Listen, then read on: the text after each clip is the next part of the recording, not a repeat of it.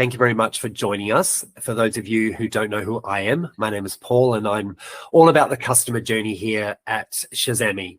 If you don't know who Shazamme is, we are the world leader in the provision of website technology to the recruitment and HR industry.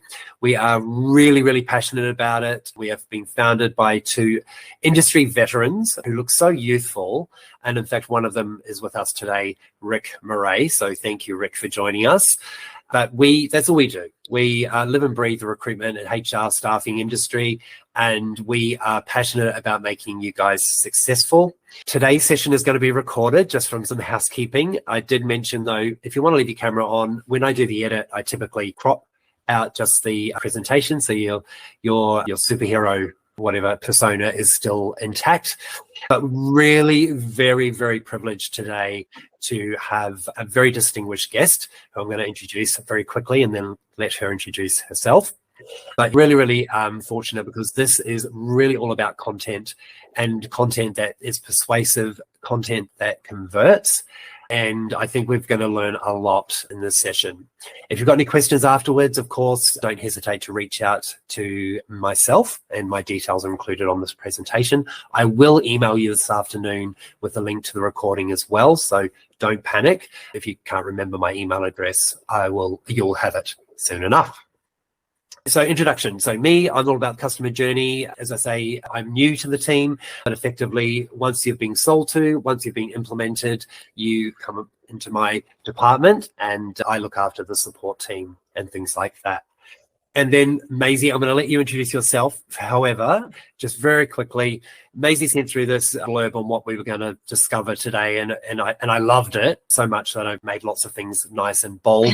But it really resonated with me because, one, it just spoke to how skilled Maisie is in actually writing copy, and two, it's just completely on point, because this is all about sparking genuine engagement from your clients, building relationships. Hello, we all want that, right? Turning leads into conversions, conversational content, storytelling, yay. And also looking at your unique value as a business. And as you know from the other webinars, recruitment, as far as we're concerned, is marketing. So you need to know what your brand represents and what your unique value is. And you want that those long-term relationships and that commitment from your audience to come back and buy and be engaged. So without further ado, Maisie, over to you. Thanks for that, Paul. So a little bit about myself. So I am Maisie and I am the founder of Marketable, and we focus on helping recruitment agencies all over the world get noticed and grow through organic content marketing. So this whole presentation, basically, we're just going to be talking about, as Paul has put so eloquently, content that sparks genuine engagement from your audience and builds relationships. Sharing my formula for call to actions that actually lead to real conversions, developing conversational content that really resonates with your audience and gains that big response, which is the big win, and my special little storytelling techniques that bring a bit of life into your posts and into your content and showcase your value, and then my strategies for sustaining all of that long term and gaining that commitment from your audience. So we'll start at the very beginning. What is organic content marketing? So when we talk about organic content marketing, it's basically all of the things that you do throughout your agency, with anything from your blogs, your website content, your social media, your newsletters, email marketing, everything that you're doing that you're not paying for the traffic for. So not paid ads, not anything like that. So it's really the foundation of every business. You need to have that solid organic content marketing before you even start to think about putting paid ads, because by the time you might put an amazing ad out and it might get a ton of traction, and then the person comes back to your website after they've seen the ad to check you out, and oh no, your website's an absolute disaster. You haven't posted on LinkedIn in 6 months. You've got no relevant blogs for their problems. So you paid all that money to get them over to your site, and there was absolutely no point because they've left as soon as they got there. So in terms of content marketing, 56% of marketeers who leverage it say that it's really effective tactic, and 10% of them say it generates the greatest return on investment in their entire marketing strategy. And on top of that, content marketing generates 3 times as many leads as traditional outbound marketing, but costs over 60% less, which is just crazy. It's a no-brainer. You need to be doing it. But with that, as with anything, it comes its challenges. So these are the main challenges that people see globally, but also these are the main challenges that I see when I speak to people. So that's attracting quality leads with the content, generating enough traffic and promoting that content through social media or email marketing, whatever it is, just getting people to actually read that content. And then also creating content that really resonates with the target audience. So I'd be really interested in what anybody's challenges are here. So if you could just pop it in the comment section, what your top challenges are. If you've tried content marketing and you've failed, if you're not doing it, what's the reason, what's stopping you? I'd be really interested in what everybody has to think about that. So to start, we're going to dig into how to create content that engages your audience. So engagement, I think, is the first step to conversion. You can't convert if the audience isn't engaged. So these are the 4 clear points that I use for creating content that's really engaging with my audience. So the first thing that you've got to do is identify the topics that are going to resonate with your audience. So you've got to get out there, do a bit of research. You can do this. You need to identify the pain points and the challenges, because that's what the best content does. It solves a problem. So if you use LinkedIn, you can do polls, you can send out email surveys, you can speak to customers, you can speak to prospects, actually just ask people what the main problem is.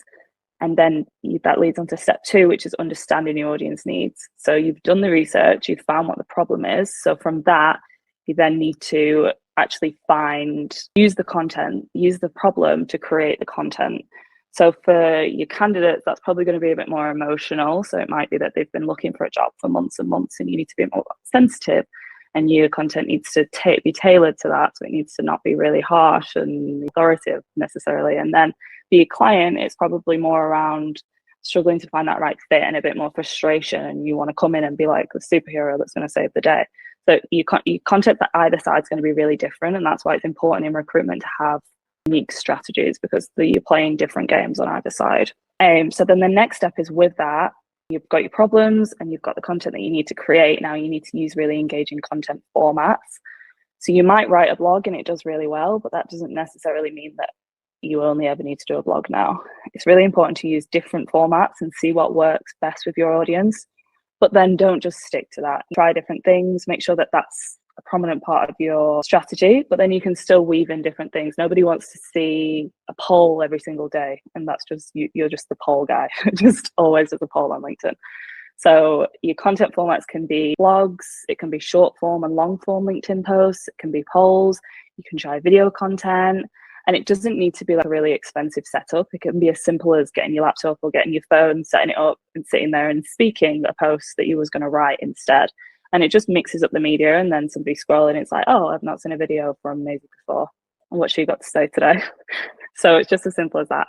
And then always in every post, try and use an interactive element. So asking an open-ended question, going back to those polls, a call to action button at the end. It might be that you're giving away half the information and then they can download it and get a really cool guide that has loads of value in it. So things like that, just promoting something from the reader that they're going to click on and take action. And that's the whole point. That's the conversion. So next, we are moving on to how to craft an effective call to action. So this is a little puzzle for a super effective call to action button. So we've got clarity, urgency, and relevance. So clarity, being super clear, what's the point of it, what they're going to gain from it, what you're going to give them. Don't mince your words, super simple language, really clear. And then urgency is put a little bit of time strength on it. So that links back to that FOMO element. So having the reader think, I've got to do this now. This might be a November offer. It might be act now to receive this, or it's going to be some sort of exclusivity in the offer or something like that. So put a bit of urgency in it. And then finally, relevance. So have it super tailored and super targeted to your audience. And I know that Shazamme, Paul, we do a lot of work with the call to action buttons and having those be super tailored. And also you can do this in recruitment with having a blog post. It might be HR jobs in Sydney, and you have a blog, how to find a HR job in Sydney. So your blog's all about super useful information. And then at the bottom with Shazamme, you can advertise your job listings that are HR jobs in Sydney. And that's how you can loop it back to make sure that that person was super interested in that topic. There we go. That's the clear call to action. This is what my purpose for this is.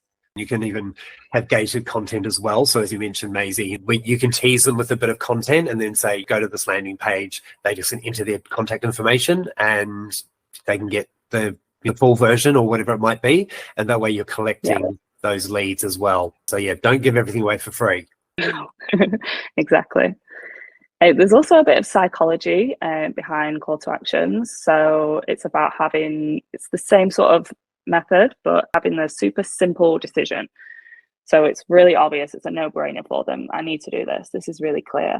I'm not going to be spammed. It's not going to, I'm really gaining something from this content and from giving my email away, as you said, Paul. And then it's the value proposition. So again, same sort of thing. This is what you're going to gain from it. It's got to be a two-way street. If they're going to give you the email address, they want to know that there's going to be a super valuable guide or sheet or downloadable something, whatever it is, webinar, super valuable, because that's the only reason nowadays when people get spammed so much that they're going to actually give their email away.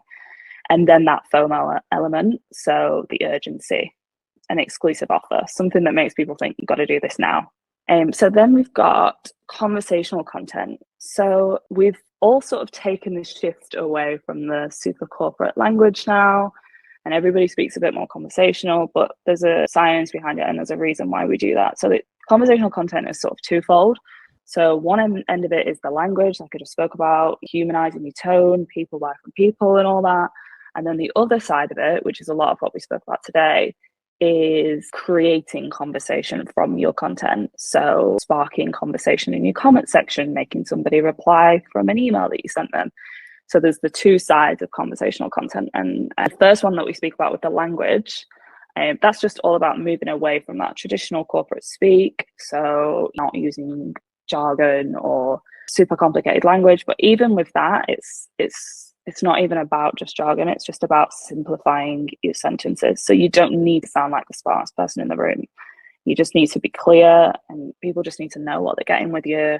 And that just humanizes you. And then I'm going to touch on this again, but storytelling. So if we sort of weave in that storytelling element, again, just brings a bit of life to the content that you're putting out and shows you as a person to your audience. And it's the same with your personal branding and with your company site. It can be the same. Obviously, with your personal branding, we'll get a bit more human because it's just you. But people want to see the people behind the brand as well. It doesn't have to be a super corporate, formal business. It's not. There's a level to it. There's obviously a fine line of where it becomes unprofessional. But I think you've got to find that with yourself and go from there. Definitely. I think that resonates with me as well, Maisie, because I think letting your personality out is a really positive thing. Hopefully it's not too cray-cray. Hopefully it follows the tone of voice of the organization as well. But when I share anything that we post on socials, if I share that myself, I always make a comment. I don't just repost. But two, I try and put something in there. But also, it's very much in my vernacular, very much my personality, that I try to make a bit of a joke or a bit of a laugh and have a bit of fun with it, because that's my personality. So I think don't get lost in that, because people do want to find you. In social media, people definitely want it. They think they know you. So try and chat the real you, and they'll just eat it up. So go for it. 100%. And I find that it totally depends on the type of person that you are. And if you sit on a meeting and you're kind of formal, old school, then no, you're not going to come to LinkedIn and be cracking jokes and being like speaking super like young and chill, saying slow. It's got to be authentic to you. But I think if you're the type of person who is conversational and you're friendly and cash, and which most recruiters will be, then that should resonate in your online persona. You don't have to be a completely different person online, and people will appreciate it and respond to it when it's the real you. Yes, there's that side of it, and then there's the other side, which is the creating conversation with your content, and they can work hand in hand. So when you do those sorts of things, then your people who you've spoke to, friendly with you, or they'll resonate with that content, they're then going to respond in the comments, and it's going to spark a conversation, and they're going to be interested, or they might want to join your webinar because they like you as a person and they like your business. So that you can encourage that further from the language by doing things like including open-ended questions and prompting people to comment. You can do things like comment if you want to receive this guide. You can put the polls out there and ask people, and the polls you get the response to the question, but then on top of that, you've got tons more content just from the research, and that's your unique research that you've done. You can put it in your newsletter that month. You can do a post about the research that you did. You can do a blog. You can include it in a case study to further amplify what you're saying. Yeah. And then the last thing with that would be the gripping hooks. So to start your post with like a super gripping, not the typical AI that we see now that's like, "Hi LinkedIn," for the first line. That first line is gold. That's what people are going to see. That's how you've got to grip them. So that's really got to be the thing that you pay the most attention to, because that's your 2 seconds that you get before somebody scrolls past it. And Maisie, you're going to touch on that today, because that's something I'd love to know more about. I always struggle with the hook and that after. Tacky or too salesy, or it's a fine line between trying to get that engagement and not seem like a bit of a dork or something. Yeah, desperate. No, it is a super fine line, and I think hooks are one of the hardest things to grasp. But as there is with everything, there's formulas for it, and I see some really cool ones on my LinkedIn. I can put together a document of examples, because I see really amazing ones that really bring you in. And I think a lot of the times a good thing to do is make that hook the problem that you had, because that's somebody's had that problem. That's going to be the first thing that they're like, "Oh, yeah. How do I solve that?" And the post solves that problem. There we go. We've got a call to action for Maisie. We'll all be going onto her website later on to go download. There you go. Winning. Amazing. So back to, I mentioned the storytelling framework earlier. So this is my little road to storytelling. So this is a super basic formula that you can use for blogs that you're writing, for case studies. You can use it in your LinkedIn posts. And it's basically, when I talk about storytelling, I don't mean those super dramatic LinkedIn stories that we all see of how I found a random man on the street and got him a job and how amazing it was. It's just about applying a simple formula to your posts, that it just humanizes it and brings a bit of that real life element into what you're talking about. And it also, when you tell a story, you build a connection, and it makes you a bit more memorable than just a standard ABC post. And through storytelling, you can also really convey your unique value that you brought to a candidate or a client, whatever it may be. So we start by setting the scene. So just giving a bit of background information and a bit of context. It might be the challenge that we found, or the common industry problem that people are facing right now. And then you explain that, and then you go through to the journey. So this second bulkiest bit, so it would be describing the process or the journey that you went through, how your company solved a problem, or how you solved the problem for someone. It might be a candidate's path to their dream job, or client that had been looking for months and you finally found them the dream candidate, whatever it may be. And then the resolution is the main focus. So that's just highlighting the successful outcomes, focusing on the impacts and transformation that your company brought, or you brought, to whoever it may be in your story. And then we go back to that winning call to action formula that we need to use every time, and get those really strong call to actions. Invite the audience to engage. You might be reaching out. You might be asking for their email to do something further, read more. It might be a job listing for the same job industry that you were speaking about in your story, whatever it is. And I think with storytelling, incorporate fails and incorporate struggles that you found, because that's what people really resonate with. And another thing is, you can be really specific in these. So you can talk about a really specific story that happened to you, and it doesn't have to, audience doesn't have to relate to it to resonate with the message. So something that's specific, that has its funny anecdotes and its problems that you found, the general meaning of the general message of it and the resolution that you found could still resonate with someone, even though that's nothing to do with them and they didn't find that problem, or they hadn't had that, because you've sort of brought them back around. But if you scroll down LinkedIn every single day and see the same general problem, and you're just telling a really basic story, nobody's really going to be like, that's really unique. That's really a story that you're telling me, and that's authentic to you. So you can be super specific. It doesn't need to relate to everyone. And then the last thing that we need to cover is, once we've done all that, we've got our amazing call to actions, we've got engaging content, we're using storytelling techniques and so on. How do we sustain that interest long term? Because that's really the winner. Unfortunately, we can't just do one amazing post and have clients and candidates coming in for a year. We have to keep going with it, and it really is a marathon. So first things first is to set long-term engagement strategies. And because with that, you've got to consistently show up and provide value every single time you show up. And that's what's going to keep your customers and candidates and your audience returning. And that's what's going to make them think of you as a thought leader and somebody that they go to for information or interesting content or industry trends, whatever it may be. You've got to keep them coming back for more. And to do that, you have to also keep some variety and a bit of freshness to that content. So like we said earlier, you might do something once and it works really well. That doesn't mean that that's the only thing that you should ever do. Diversify your content. Keep everything regularly updated, whether it's your website, your landing pages, your listings, your blogs. You keep updating things. You might do 2023 in stats. You keep updating that, keep looking back every year and giving new content and having freshness to it. Don't just do the same thing all the time just because it worked once, because probably won't work forever. Sorry, mate. I'm just going to say, because we can easily create landing pages, of course, in Shazamme. And not only that, but you could do A/B testing as well. So if you were doing paid advertising, you can try out a couple of different options and see which one's actually resonating the most.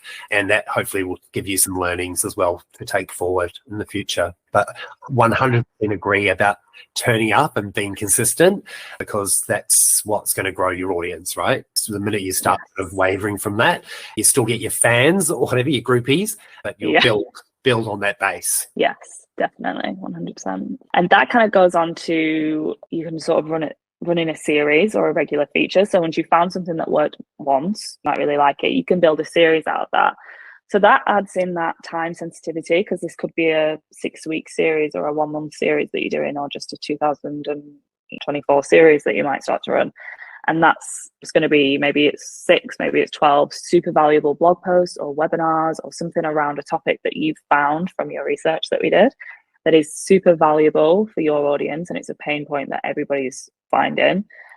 Encourage that series, and that's another way of keeping people coming back and back, because if they like one, then they can keep returning. On top of that, again, always encouraging that audience participation. So asking people to comment, asking people to respond, asking for feedback, encouraging, maybe part of your post is asking for a response in the comments, or it might be that you're using a form or emailing your. It's a great time now to email people and ask them for feedback on the content that you put out this year or the content that they would like to see next year. So just always involving the audience. Like we did earlier, you asked, I haven't checked the chat, but I asked earlier what you guys' challenges were. Hopefully somebody's told me the challenge, and then I know that was the participation. And on top of that, then I'll have challenges that people face in the recruitment industry with their content marketing. So it's like twofold. And I'll just throw in there as well, don't be put off by the fact that maybe you don't get a lot of reaction initially. You know, it does take time, because people need to find you. They need to find out about you, ones that don't know you already. If you're going to go live on Instagram, TikTok, YouTube, whatever, be prepared for no one to be on the other end watching you live. Just keep going, right? And also don't forget about the replay, or when someone else is watching this back. So hello, to those of you who are watching the replay, you know, don't forget to get in touch if you've got any questions or you need any help with anything. You've got Maisie's email address or contact information there, as well as mine, blah, blah, blah. Because it's not just you live now that we're thinking about. We've got to think about everyone else that comes from after today. Exactly, definitely. And then I know we touched on this earlier, but keeping that consistency. Consistency really is the key to content delivery. So once you've got your gold strategy and you've sort of sussed everything out that works for you, keeping consistent and holding yourself accountable. I think it's one of those things that falls first for a lot of people. Understandably, people don't see the immediate value from content marketing, I think, a lot of the time, because it's such a long process. And like you said, if you're not getting traction from it in the first week, it can be a bit off-putting to keep going. But keeping consistent, holding yourself accountable, using a content calendar, and having a regular posting schedule that you follow, and really holding yourself to it. And then, as always, really listen out for feedback, adapt to your audience feedback, have an open mind and experiment. And like Paul was saying about A/B testing with Shazamme, just try different things out. You're not going to get it right the first time. You might be really lucky, but you probably won't. You probably might not get it right on the third time, but keep trying with different formats and different styles of posts and different timings that you're going to post it, and targeting different people. And you've just got to keep trying all the time and experimenting and keeping an open mind to what's going to work for your audience, because it might not be what you first expect. And yes, I'm going to hand back over to Paul and see if there's anything you need to add and see if we have any questions. Thanks, Maisie. I will share my last slide. Look, if you jot in the comments, or again, if you're on the replay, let us know what you thought. I have got so many notes here, Maisie. Honestly, that was just really, I love it when you just get to see things from a completely different point of view. And certainly there's some really great nuggets there that I will be looking forward to implementing, and also probably contacting you about some of them. Yeah. Please, Maisie is someone that she's global. She is someone that we have worked with or referred on to many clients who have been very happy with the services. She knows recruitment as well, which is awesome. So don't hesitate to get in touch with her. Hopefully we might see a call to action soon with these hooks, because I will be downloading that one. And definitely get in touch with her. And if you've got any other questions, of course, you can come through to me. Shazamme, of course, you know all about blogging. Next week, we're going to talk in more detail about the practicality of actually blogging with AI, and as a bit of an assistant. And hopefully you'll join us for that, because that's going to be really great. As like Maisie said as well, if you've got any ideas for content, what else you want to see. So Sophie, I think, is still on here, came up with a great one around writing job ads. So we've included that. That will be, I'll be coming out on that, about that, I think, hopefully this week. And that'll take us right through to the end of the year. I think we've got content into there, and then we're already planning content from January, February next year. So please let us know if there's something in particular you want to know about, you want to learn about. As you've seen from today, it's not a sales pitch. It's all about education. And with that, I'm going to say thank you very much. We do have our ebooks available on our website. There's a QR code here as well if you want to download those, if you haven't already. They speak to SEO, pay-per-click, really that structure of your website, and the Shazamme recipe, which we know it works. And part of that is blogging. So we want to see lots and lots of great blogs. And hey, if you're putting something on LinkedIn, tag me or something. Like, please, I'd love to see it, because you guys do some amazing stuff. And I wish I could read all the blogs, but there's about almost 500 of you, and it just ain't going to happen. So win me over as a groupie. Thank you, Maisie, and thanks everyone. We will see you next week, hopefully.